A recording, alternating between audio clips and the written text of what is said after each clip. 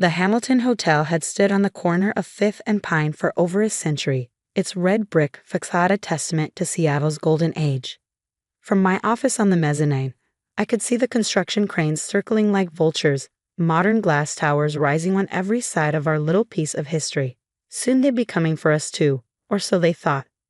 I'm Sarah Hamilton, the last of the Hamilton hoteliers, though that title didn't mean much anymore. Our once brand establishment had been struggling for years, unable to compete with the luxury chains and boutique hotels that now dominated downtown. At least that's what everyone believed. Miss Hamilton, Maria, our head housekeeper for 30 years, knocked softly. The people from Apex Development are here, again. I sighed, straightening my jacket. This would be their third visit this week. Send them up. Marcus Chen and Victoria Ross swept into my office like they owned it already, which, according to the papers spread across my desk, they soon would. Apex Development had made what they called a generous offer of $2 million for the property, well below market value but enough to pressure a supposedly failing business. Sarah, Marcus smiled, all perfect teeth and expensive suit. Have you had a chance to review the final offer? I glanced at the contract, thinking about the secret I discovered just last night while going through my grandfather's old files. I have some concerns about the historic preservation clauses. Victoria waved her hand dismissively. The building's not officially landmarked. Once the sale goes through, Apex can proceed with our development plans without restriction. That's what they thought. But Grandfather Hamilton had been cleverer than anyone knew. The hotel's losing money every month, Marcus added, his smile turning predatory. Property taxes in this area have tripled. How long can you keep operating at a loss? He wasn't wrong about the challenges. The Hamilton had been struggling ever since my father's death 5 years ago. We'd lost corporate accounts to newer hotels, our maintenance costs were rising, and the property taxes in booming downtown Seattle were crushing. But we weren't quite as desperate as they believed.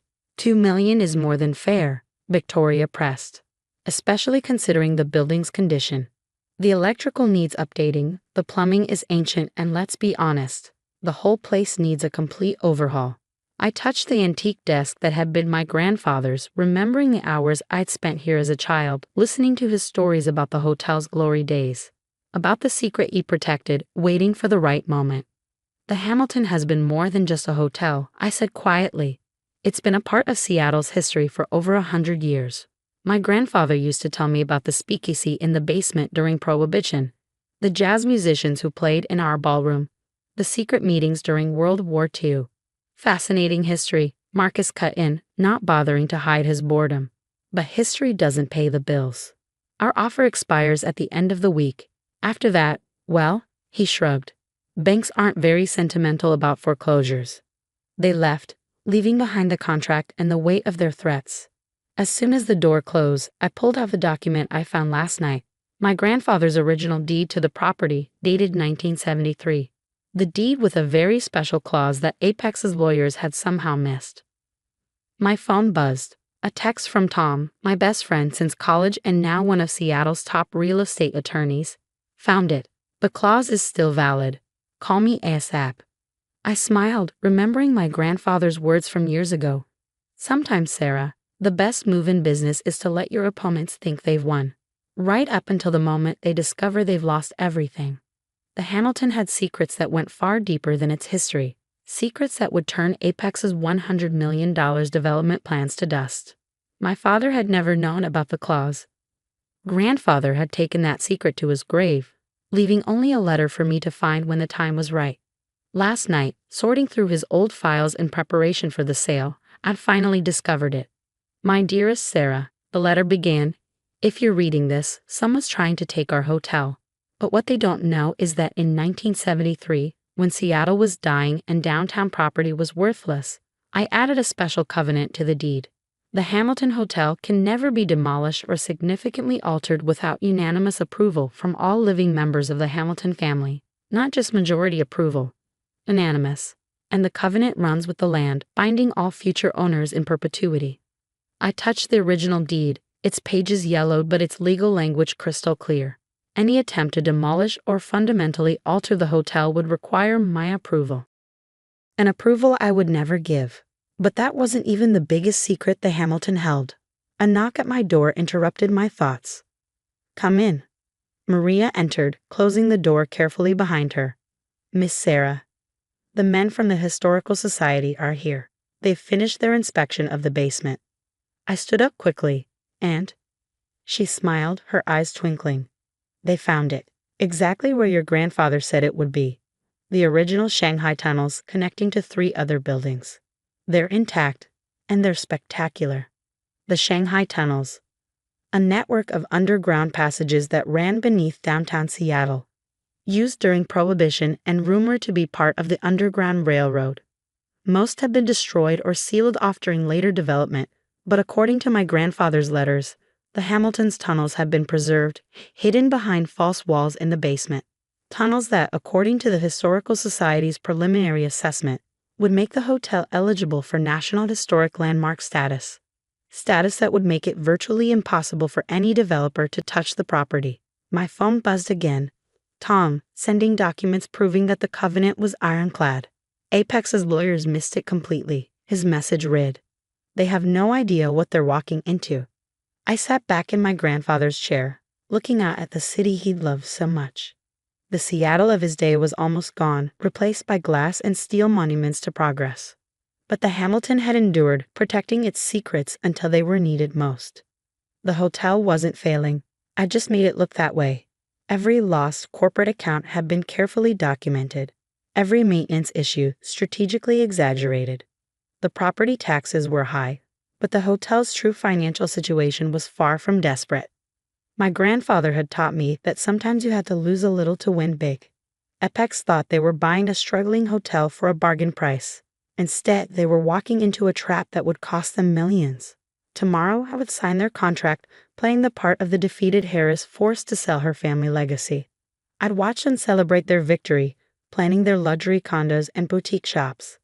Then, when demolition day came, I would show them the covenant, the historical designation, the true value of the property they thought they were stealing.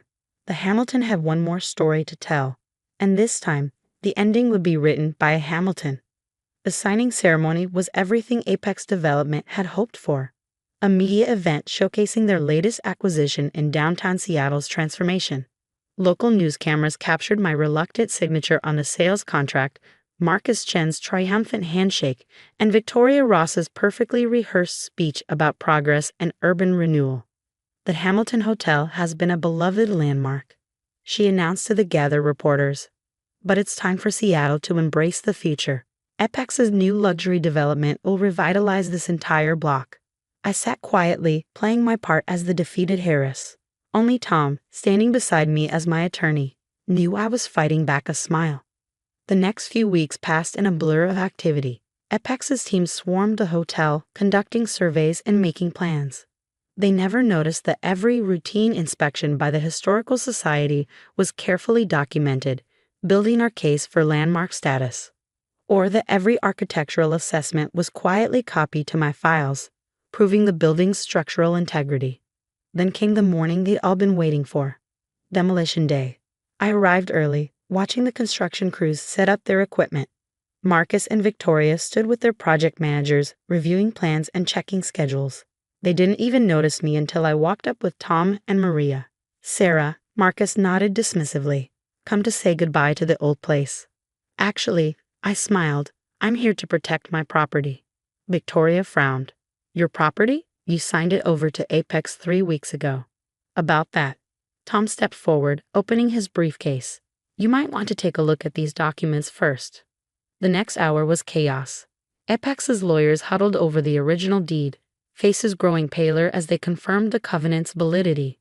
Historical Society representatives presented their findings about the Shanghai tunnels, complete with photographs and preservation requirements. City officials arrived with preliminary landmark designation papers. "This is impossible," Marcus sputtered, waving the deed. "Our lawyers checked everything." Apparently not carefully enough, Tom replied calmly. "The covenant is ironclad and runs with the land. You can't demolish or significantly alter the hotel without unanimous approval from all living Hamiltons." "Fine," Victoria snapped. "Name your price." I smiled, channeling my grandfather's quiet confidence. "It's not about price. The Hamilton isn't for sale, not for demolition anyway. But I do have a proposition for you. Over the next 2 hours, in my grandfather's old office, I laid out my plan. The Hamilton would remain standing, its historic facade and crucial architectural elements preserved. But the interior would be carefully modernized, combining classic elegance with contemporary luxury. The Shanghai tunnels would become a unique tourist attraction, drawing history enthusiasts from around the world. The property is worth $100 million as a teardown, I explained, showing them the market analyses and projections. But as a unique historic luxury hotel with an exclusive underground tour, we're looking at potential revenues of $50 million annually. Marcus leaned forward despite himself. We're developers, not hoteliers. No, I agreed. But I am, fifth generation, in fact. The Hamilton hasn't been failing. I've been deliberately operating at reduced capacity while documenting everything. Our reputation in the industry is still sterling. Our customer base is still loyal. And now, with the tunnels and historic designation, we have something no other hotel in Seattle can offer. Victoria's eyes narrowed. What exactly are you proposing? A partnership. Apex provides the capital for renovations, following historical preservation guidelines. The Hamilton Hotel provides the property, the expertise, and the unique historical assets. We split the profits 50-50. And if we refuse? Marcus challenged. Tom smiled. Then you own a property you can't develop, can't demolish, and can't sell for anywhere near what you paid. Meanwhile, the historical designation will require expensive maintenance and preservation measures. The negotiations lasted well into the night. By morning we had a deal. Apex would fund a $50 million historical renovation, preserving the hotel's character while modernizing its amenities. The Shanghai tunnels would be restored and open for tours. Most importantly, the Hamilton would remain a hotel, operated by its original family. 1 month later, I stood in the grand lobby watching the restoration work begin. The original marble floors were being carefully cleaned, the brass fixtures polished to their former glory. Upstairs, rooms were being elegantly updated while maintaining their historic charm. Maria appeared at my side, smiling at the activity. Your grandfather would be proud. He planned it all, I said softly. The covenant, the hidden tunnels, even the timing. He knew someday someone would try to tear down his life's work, so he made sure they couldn't. The hotel reopened 6 months later to rave reviews. History meets luxury, the Seattle Times declared. The Hamilton Hotel reveals underground secrets, wrote the Travel Channel. Our occupancy rate hit 95% within weeks. Marcus and Victoria, to their credit, adapted quickly to our new partnership. They discovered that preserving history could be as profitable as destroying it, sometimes more so.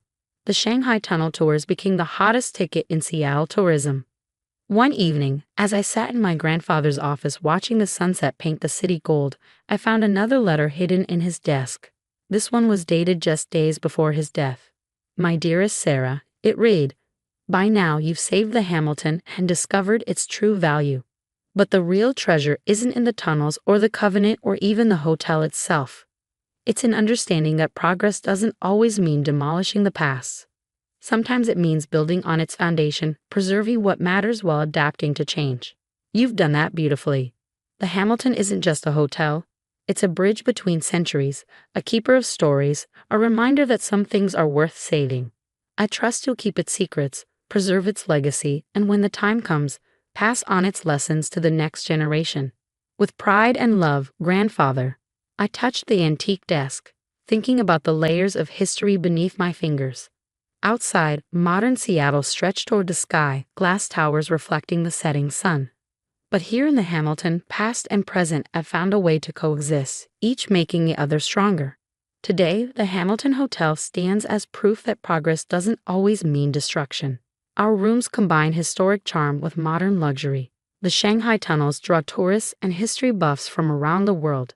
Even Apex has embraced our vision, using the Hamilton success as a model for historic preservation projects in other cities. Marcus still jokes about how thoroughly I outmaneuvered them. We thought we were buying a teardown, he'd admitted at our last board meeting. Instead, we bought into a legacy. The construction cranes still circled downtown Seattle, but they no longer feel like vultures. Change is inevitable. But some things, history, family, integrity, endure. The Hamilton protected its secrets until they were needed most, just as my grandfather protected his greatest lesson. Sometimes the best way to build the future is to preserve the past. Every evening, I walk through the hotel just as my grandfather did, greeting guests, checking details, ensuring the Hamilton standards never waver. The original key rack still hangs behind the front desk, though the keys are now electronic. The grandfather clock in the lobby still chimes the hours, its brass face gleaming. And somewhere below in the restored Shanghai tunnels, tourists gather to hear stories of Seattle's past. They say every historic building has its secrets. The Hamilton's secret was that it was never just a hotel. It was a testament to the power of patience, preservation, and the quiet strength of those who protect what matters most. As for me, I'm just the latest in a long line of Hamilton hoteliers, keeping our legacy alive one story at a time. And someday, when another developer comes calling with dreams of glass towers and profit margins, they'll learn what Apex learned. Some things are worth more than money, some buildings hold more than memories, and some battles are won not with force, but with foresight. The Hamilton stands ready for its next century, its red brick facade a proud reminder that not all progress requires destruction. Sometimes the greatest victory is simply standing your ground, protecting what matters, and proving that the best stories are the ones that endure.